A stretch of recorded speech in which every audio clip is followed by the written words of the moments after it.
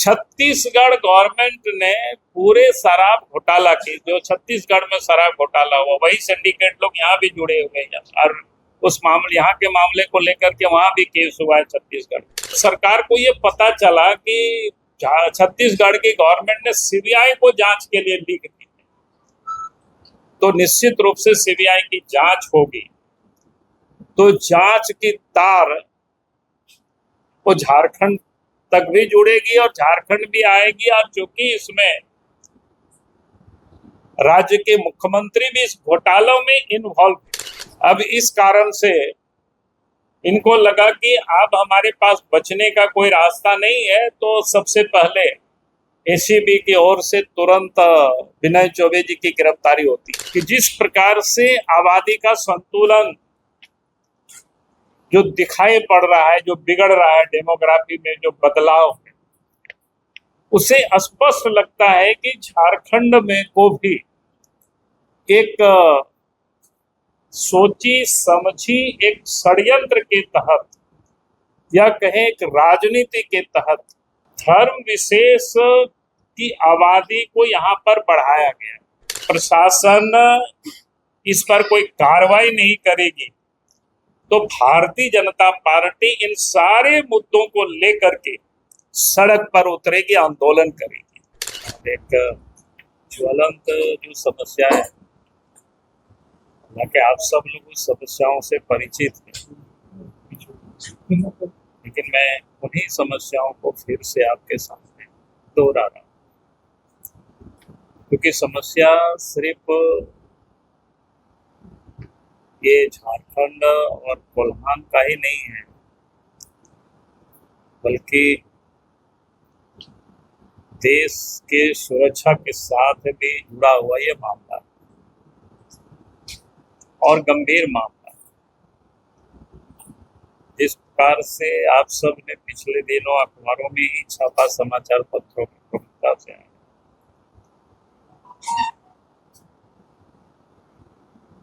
घाटशिला या चकुलिया जैसे जगहों पर मतलब फर्जी तरीके से जन्म प्रमाण पत्र बना, तो ये अपने आप को आश्चर्य करता है। हम सब लोग शहर के बारे में तो समझ सकते हैं, जहाँ अस्पतालें होते हैं, जहाँ नर्सिंग होम होता है, तो गांव घर से भी लोग वहाँ प्रसव करने के लिए आते हैं, बच्चे वहाँ पैदा होते हैं, तो फिर जन्म प्रमाण पत्र उसी नगर पालिका या उसी क्षेत्र से बनता है, तो वहाँ बढ़ोतरी हो जाए तो बहुत आश्चर्य नहीं है।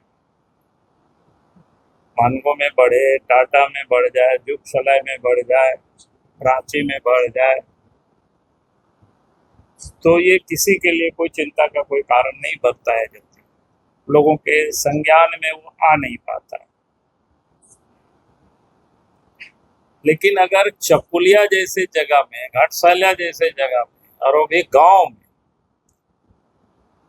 अगर जन्म प्रमाण पत्र बन रहा है, इसका मतलब एक बड़ा क्या कहते हैं, षड्यंत्र के तहत, सुनियोजित तरीके से एक प्लानिंग के तहत इस प्रकार के कामों को लोग अंजाम दे रहे हैं। फिर आप सब ने देखा कि बाद में अखबार में आप ही सब लोगों ने, हमने तो पढ़ा है उसको, और आप सब ने देखा कि मैया योजना का लाभ भी लोग उन गांव और पंचायतों से लोग ले रहे हैं, उन गांवों से जहां पर मुस्लिम माइनॉरिटी की एक भी घर नहीं, और वहां से भी वो लोग उठा रहे हैं। तो ये समझ सकते हो कि भाई स्थिति क्या है, किस प्रकार से है। ये मामला अपने आप में बड़ा गंभीर है। हमने एक दो ऐसे ही आप सब लोगों का ही जो था, उसी में से हमने नोट करके रखा था। कोई पंचायत है हेदल जोड़ी करके, घाटशिला, वहां पर मैया सम्मान योजना की 174 ऐसा ही घोड़ाबंदा प्रखंड के बाली जोड़िए, वहां पर 9 ऐसे और भी कहीं होंगे, लेकिन ये जो सामान्य मेरे दिमाग में था जिसको मैंने रखे हुए थे। तो ये लगता है कि गंभीर सुनियोजित साजिश के तहत जगह जगह पर इस प्रकार से, इसका मतलब हुआ पूरे प्रदेश में लोगों ने एक सुनियोजित तरीके से लोगों ने इस काम को अंजाम दिया। क्योंकि आप सबके ध्यान में है कि पहले भी राज्य में जो डेमोग्राफी जिस प्रकार से बदला है, उस मामले को हम लोग उठाते रहे आवाज को, और वो अब बिल्कुल स्पष्ट दिखता है। अगर मैं आप सबके सामने झारखंड की एक डेमोग्राफी जो किस प्रकार से बदला है 1951 से लेकर के 2011 के बीच में, 51 को इसलिए मैंने कहा कि आजाद भारत में पहला जो सेंसस हुआ है वो 1951 में हुआ है, और उसके बाद जो लास्ट सेंसस हुआ उसके बाद तो कोरोना के कारण नहीं हो पाया, वो 2011 में हुआ। यानी 1951 से लेकर के 2011 तक कुल मिलाकर के जो 60 वर्षों में जो पॉपुलेशन है वो मैं आप सबके संज्ञान में लाना चाहता हूँ। तो 1951 में आदिवासियों की जो पॉपुलेशन थी 1951 में 35.38% आदिवासियों की आबादी, दलितों की आबादी 1951 में 8.41%, ईसाई की आबादी 4.12% और मुसलमानों की आबादी उस समय 8.9%। और उस समय जो सनातनी लोग लिखे थे उसमें से दलित भी आते हैं और आदिवासी भी आते हैं। जो सनातनी लिखे थे वो आबादी था 87.79%। मैंने इसको खाली अगर हिंदू और मुसलमान में करेंगे और ईसाई 3 में भाग करेंगे तो ये आबादी उस समय 87.79%। उसके बाद 51 के बाद 91 में आदिवासियों की आबादी घट करके 27.66%, दलितों की आबादी थोड़ा बढ़ा है क्योंकि और भी जाति उसमें मिले होंगे, तो ये 11.85%, ईसाई की आबादी में मामूली उस समय कमी दिखाया गया है 3.72%, लेकिन मुस्लिम आबादी उस समय 12.18% और सनातनियों की आबादी फिर घट करके 84.10%। 1991 के बाद 2001 का सेंसस बता रहा है कि आदिवासियों की आबादी में फिर कमी आई 26.30%, दलित की आबादी 11.84%, यानी जस के तस रहा। ईसाइयों की आबादी 4.6% और मुसलमान की आबादी 13.85% और सनातनियों की आबादी 82.9%, यानी वो भी आबादी घटा है। और उसके बाद 2011 में आदिवासियों की आबादी फिर कम हुआ 26.20%, दलित की आबादी 12.8%, ईसाइयों की आबादी 4.30%, मुसलमानों की आबादी 14.53% और सनातन हिंदुओं की आबादी 81.17%, यानी 81.17%। तो ये कहने का मेरा ये मतलब इतना ही था कि जिस प्रकार से आबादी का संतुलन जो दिखाई पड़ रहा है, जो बिगड़ रहा है डेमोग्राफी में, जो बदलाव है, उसे स्पष्ट लगता है कि झारखंड में को भी एक सोची समझी एक षड्यंत्र के तहत या कहें एक राजनीति के तहत धर्म विशेष की आबादी को यहाँ पर बढ़ाया गया। उसमें से जो बड़ी आबादी कैसे बढ़ी, जैसे बांग्लादेश से बंगाल लोग प्रवेश करते हैं, मालदा, मुर्शिदाबाद, और फिर वहां से झारखंड की या देश के भिन्न भिन्न हिस्सों में। आजकल आप सब लोग देख रहे होंगे, जब से पहलगाम की घटना हुई उसके बाद पाकिस्तानियों को बाहर जाने का, और फिर केंद्र सरकार ने राज्य के सरकार को भी पत्र लिखा है कि आप कमेटी बना करके जिला में भी, और विदेशी जो नागरिक है, खास करके बांग्लादेश से घुसपैठिया, रोहिंग्या जो मुसलमान है, उसको पहचान करके और फिर यहाँ से आप बाहर डिपोर्ट कर। लेकिन दुर्भाग्य है कि झारखंड सरकार इस दिशा में कहीं भी कोई पहल करते हुए दिखाई नहीं पड़ रहा है। तो ये इसलिए मैंने कहा कि ये समस्या सिर्फ झारखंड नहीं बल्कि देश के लिए भी खतरा का ये संकेत है। और इसलिए भारत सरकार के गृह मंत्रालय ने राज्य सरकार को पत्र लिखा है कि आप कमेटी बना करके उसको पहचान करें और उनको यहाँ से डिपोर्ट करें। लेकिन यहाँ तो आप देख रहे हैं मैया सम्मान योजना को उसको लाभ मिल रहा है, जन्म प्रमाण पत्र इलीगल तरीके से बना रहे हैं ताकि बसने का देश के अंदर में। यहाँ से जन्म प्रमाण पत्र बनाएंगे तो यहाँ दिखा करके दिल्ली में बसेंगे, यहाँ दिखा करके मुंबई में बसेंगे। कुछ दिन पहले आप सबने देखा होगा कि मुंबई में लोग पकड़ाए बांग्लादेश से घुसपैठिए, तो उन लोगों के पास आधार कार्ड कहाँ का मिला? साहेबगंज राजमहल का मिला, उधवा का मिला। तो किस प्रकार से सुनियोजित तरीके से भारतवर्ष को लोगों ने धर्मशाला बना रखा, ये हम सब लोगों के लिए चिंता का विषय है। और इसलिए मैं यहाँ के लोकल प्रशासन से हम चाहेंगे कि आप एक कमेटी बना करके, भाई जिन लोगों ने मैया सम्मान योजना बनाए होंगे, ले रहे होंगे, तो खाता भी बैंक में खोले होंगे, तो बैंक में जब खाता खोल रहा था कोई ना कोई तो उनके क्या बोलते उसको, गारंटर जिसको बोलते इंट्रोड्यूसर, जो बिना गारंटी के तो हमारा आप भी बैंक में खाता नहीं खोल सकते।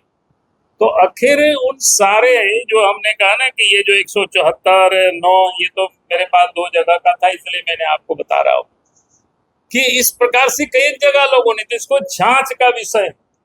और जिनका भी आधार कार्ड बनता है तो वो भी किसी ना कोई व्यक्ति रिकमेंड किए होंगे। तो आखिर वो कौन व्यक्ति है, कहाँ से आए, कैसे बना, तो ये जांच वहां तक जानी चाहिए ताकि ये पता चल सके किस प्रकार से लोग यहाँ पर प्रवेश कर रहे हैं और कैसे इस देश में और इस प्रदेश में जो डेमोग्राफी बदलाव की एक साजिश हो रही है, इसे हमें रोकना चाहिए। और इसीलिए आज मुझे लगा कि ये बड़ा गंभीर विषय है और आपने भी इस पर काफी कुछ आप लोगों ने वर्क किया है। तो अगर प्रशासन इस पर कोई कार्रवाई नहीं करेगी तो भारतीय जनता पार्टी इन सारे मुद्दों को लेकर के सड़क पर उतरेगी, आंदोलन करेगी। बहुत बहुत धन्यवाद।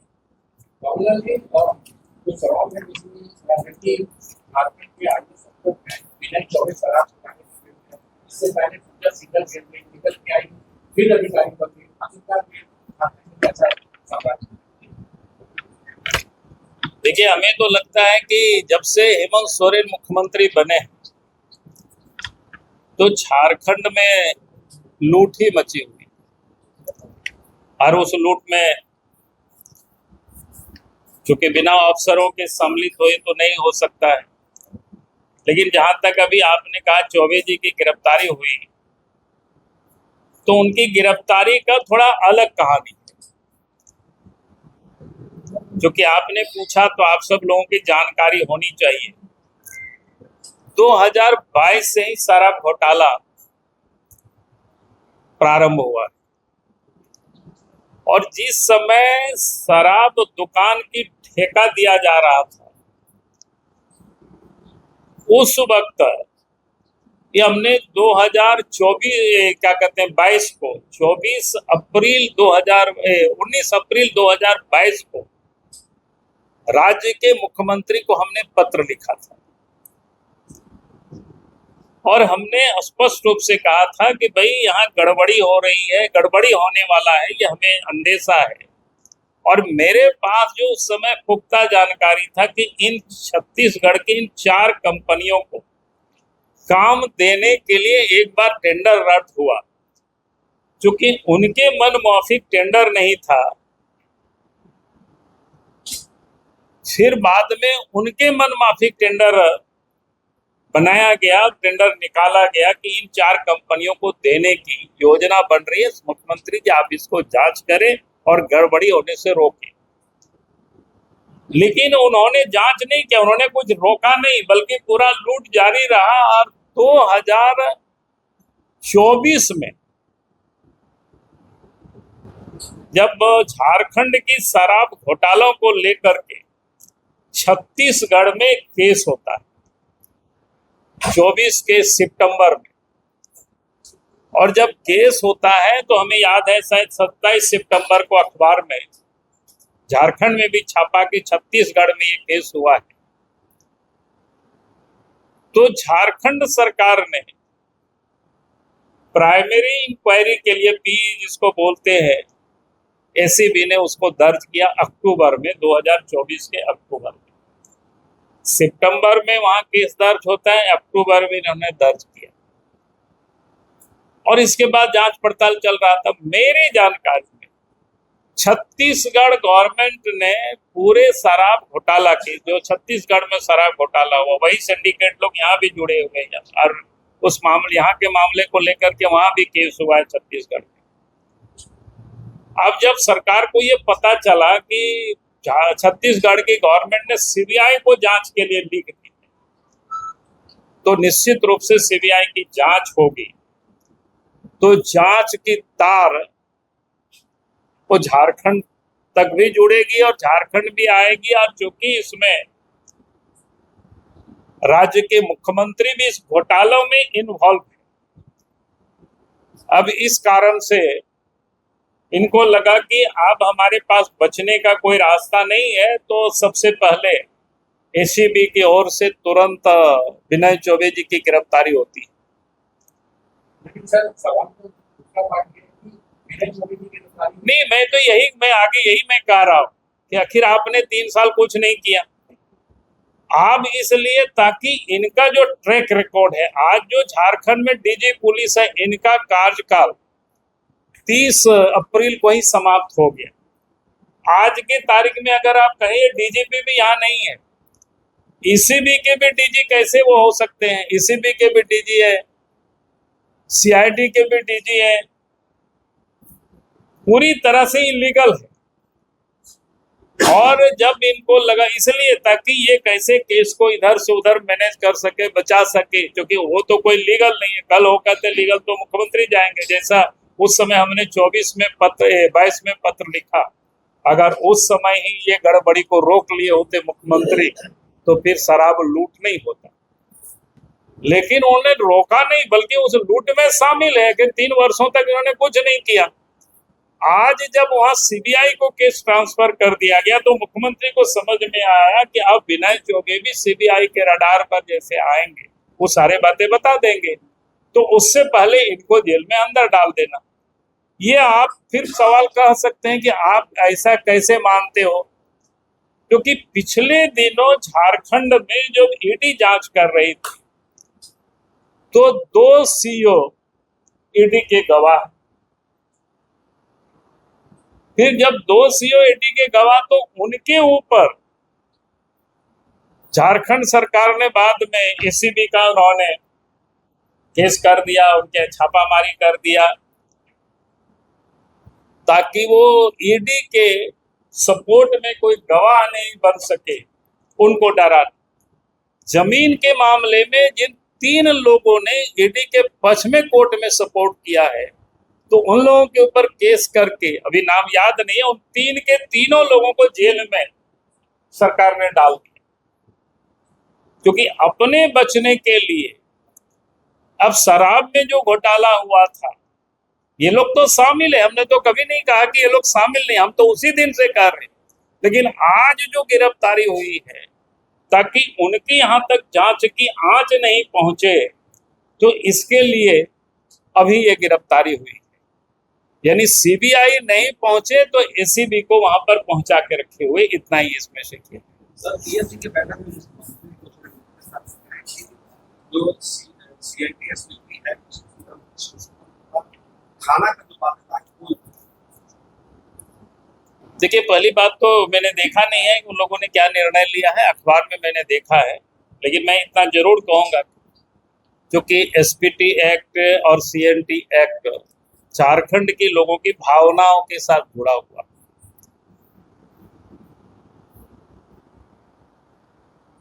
तो सरकार कोई वैसा कदम नहीं उठावे कि 10-12 लोग बैठ जाए और कोई वैसा कदम उठावे जिससे लोगों की भावनाओं को आहत हो। तो सरकार इस चीजों का वो ध्यान रखे, और नहीं तो फिर झारखंड में जो आंदोलन होता है आप सबके ध्यान में है ही बात। ठीक है, चलो।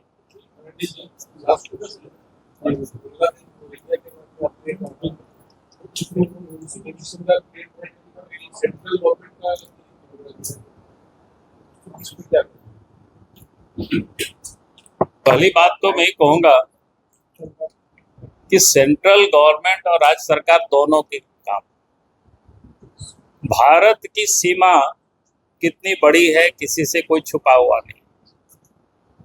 पार्लियामेंट में भी देश के गृह मंत्री ने साफ साफ किया है, कहा है, अगर आपने उनके भाषण को सुना होगा पिछले दिनों सत्र में, बंगाल और बांग्लादेश के बॉर्डर में जहां सीमा पर फेंसिंग लगानी होती है तो बंगाल में ही लोग नहीं लगाने देते, सरकार साथ नहीं देती, और फिर किसी ना किसी रास्ते से कोई आ जाए, कोई नेपाल के रास्ते तो हमारा बंद नहीं है, और आ करके आखिर यहाँ राशन कार्ड आप यहाँ बना रहे हैं, जन्म प्रमाण पत्र यहाँ बना रहे हैं, मैया सम्मान योजना आप यहाँ बना रहे हैं।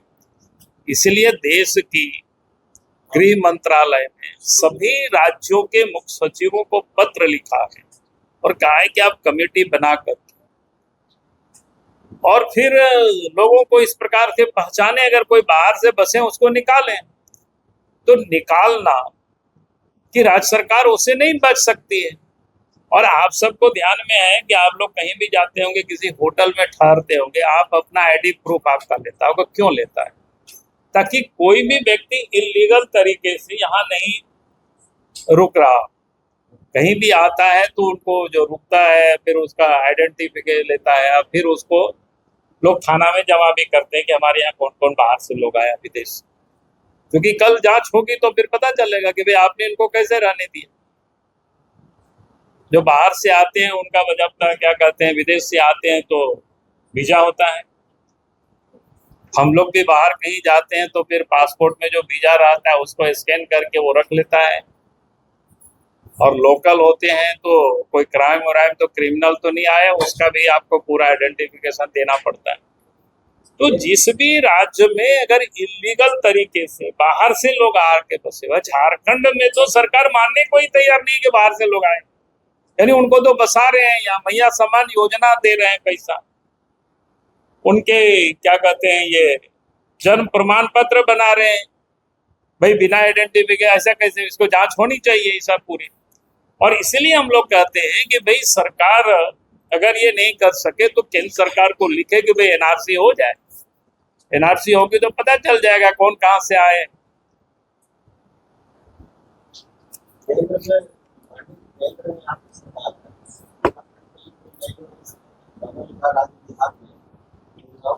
अरे यहाँ तो कुछ काम ही नहीं कर रही है ना, नई योजना क्या होगा, ये तो लूटने में लगे हुए, इनको काम से कहाँ फुर्सत है।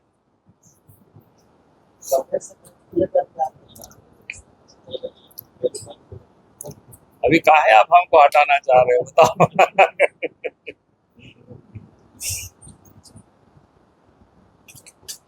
अब विकास की तो यहाँ आपने देखा कुछ दिन एमजीएम में क्या हुआ, एमजीएम में गिर गए ना, जो मरीज मर गया, बाकी सब। अरे 5 साल से तो हेमंत सोरेन की सरकार है ना। जहां 27 वर्षों के सफर में 17,000 से भी अधिक छात्रों ने डॉक्टर एवं इंजीनियर बनकर भरे सफलता की ऊंची उड़ान, जहां साधारण छात्र भी झारखंड टॉपर्स बनकर बना रहे इतिहास। दूरदर्शी शिक्षाविद श्री विपिन सिंह के मार्गदर्शन में मेडिकल एवं इंजीनियरिंग के लाखों छात्रों के लिए आशा की किरण के रूप में गोल नेशंस लीडिंग इंस्टीट्यूट। बायोम सिर्फ मेडिकल प्रिपरेशन का संस्थान। बायोम से लगातार दूसरी बार नीट यूजी में 700 मार्क्स पार। 10th पास स्टूडेंट्स के लिए फाउंडेशन कोर्स, 11th पास स्टूडेंट्स के लिए फ्रेशर कोर्स और 12th पास स्टूडेंट्स के लिए टारगेट कोर्स 17 अप्रैल से शुरू हो रहे हैं। कॉल 7360066190 और visit Biome, circular road near women's college and Hinoo, Ranchi. thefollowup.in. Like, share, and subscribe. www.thefollowup.in